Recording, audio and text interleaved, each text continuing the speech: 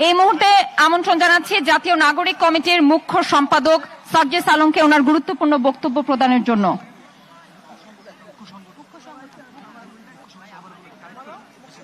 জাতীয় নাগরিক কমিটির মুখ্য সংগঠক সার্জিস আলম।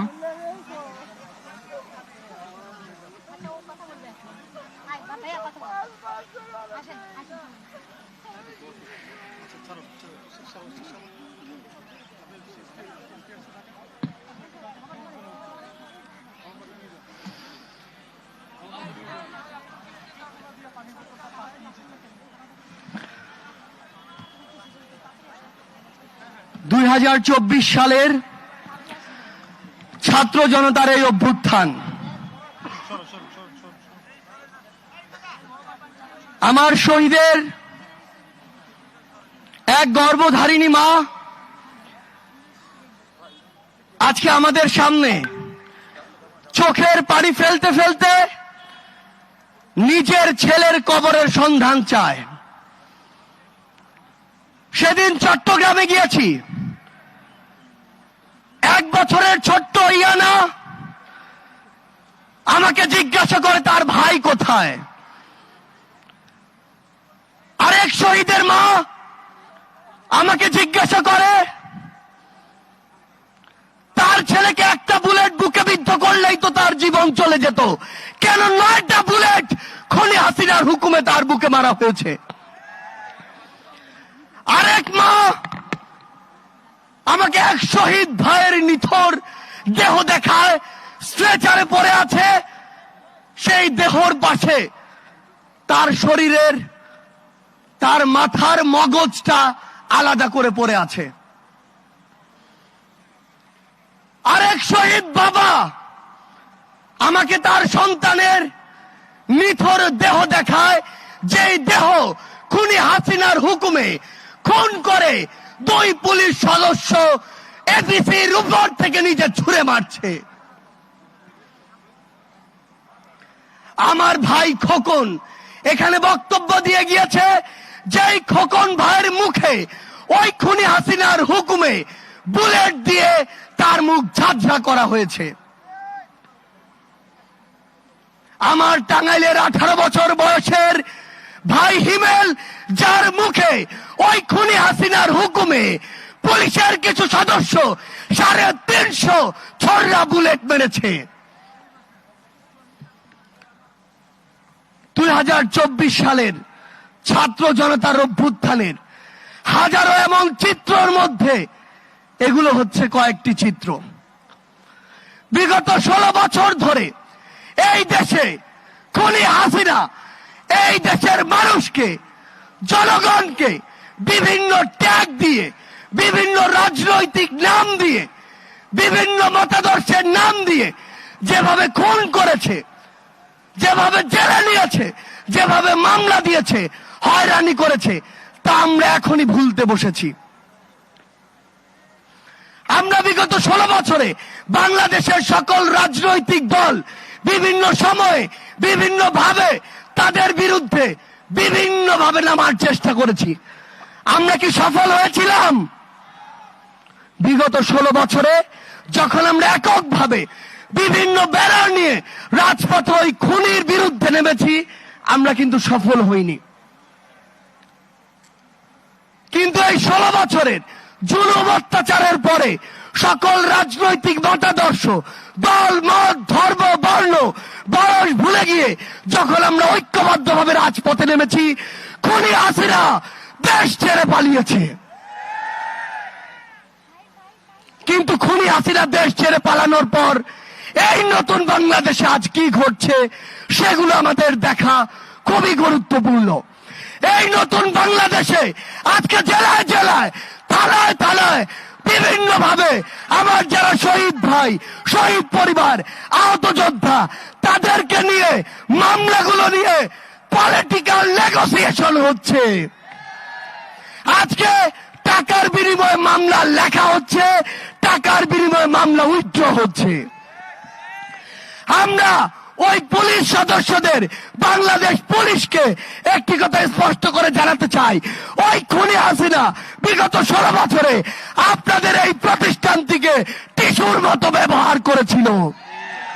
যখন প্রয়োজন হয়েছে, যেভাবে প্রয়োজন হয়েছে আপনাদেরকে ইউজ করেছে। আর দিন শেষে যা আত্মসম্মান গিয়েছে, যা মর্যাদা গিয়েছে, আপনাদের গিয়েছে, আপনাদের পোশাকের গিয়েছে।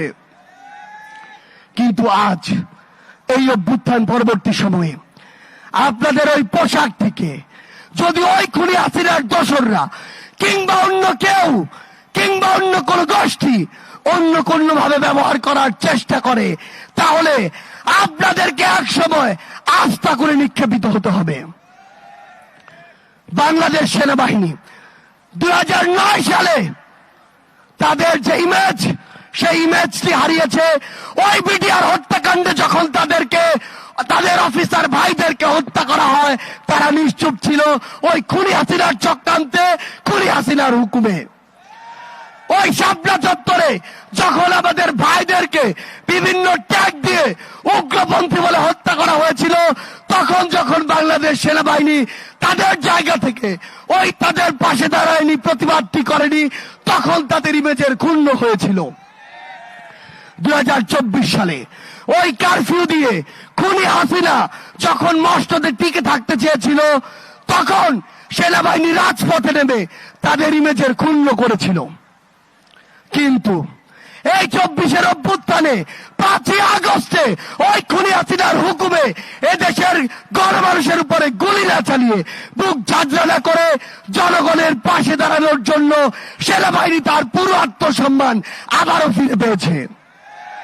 কিন্তু আজ আমরা বাংলাদেশ সেনাবাহিনীকে শ্রদ্ধার জায়গায় রেখে একটি কথা স্পষ্ট করে বলতে চাই, ওই খুনি হাসিনা কিংবা তার দোসর কিংবা ভারতের কোন দালাল কিংবা কোন এজেন্ট যদি আপনাদেরকে ব্যবহার করে বাংলাদেশের মানুষের কাছে আসার, বাংলাদেশের মানুষকে আপনাদের মুখোমুখি করার বিন্দুমাত্র চেষ্টা করে, আমরা আপনাদেরকে আমাদের জায়গা থেকে বলে দিতে চাই, আহ্বান করতে চাই, এই চেষ্টা যেন সকলেই আমরা একসাথে প্রতিরোধ করি। আপনারা যেন আপনাদের জায়গা থেকে এমন কোন চেষ্টা বাংলার মাটিতে সফল হতে না দেন। আমরা স্পষ্ট করে আমাদের জায়গা থেকে বলে দিতে চাই, বাংলাদেশ সেনাবাহিনী সহ বাংলাদেশের যে কোনো প্রতিষ্ঠান যারা জনগণের দাবির সাথে থাকবে, জনগণের সাথে থাকবে, দেশের সাথে থাকবে, তাদের সাথেই শুধু জনগণ থাকবে। বাকিদের অবস্থা হবে ওই খুনি হাসিনার মতো।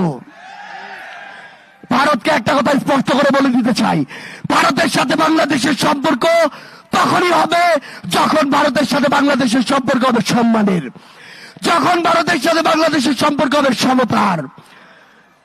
কিন্তু ওই ভারত বিগত 16 বছরে দেশের সাথে দলের যে সম্পর্ক করেছিল, ভারতের সাথে আওয়ামী লীগের যে সম্পর্ক করেছিল, সেই সম্পর্ক যদি আগামীতে তারা স্বপ্ন দেখে, সেই সম্পর্ক এই বাংলাদেশ আর কোনদিন সফল হবে না।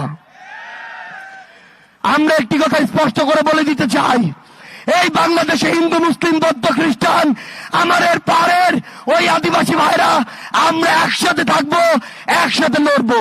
কিন্তু কোন ধর্মের নাম করে, কোন জাতির নাম করে কেউ যদি আমাদের মধ্যে বিন্দু মাত্র কোন উগ্রবাদী চিন্তাধারা, উগ্রবাদী চক্রান্ত করার চেষ্টা করে, সকল ধর্মের যোদ্ধারা আমরা একসাথে তাদেরকে প্রতিহত করব।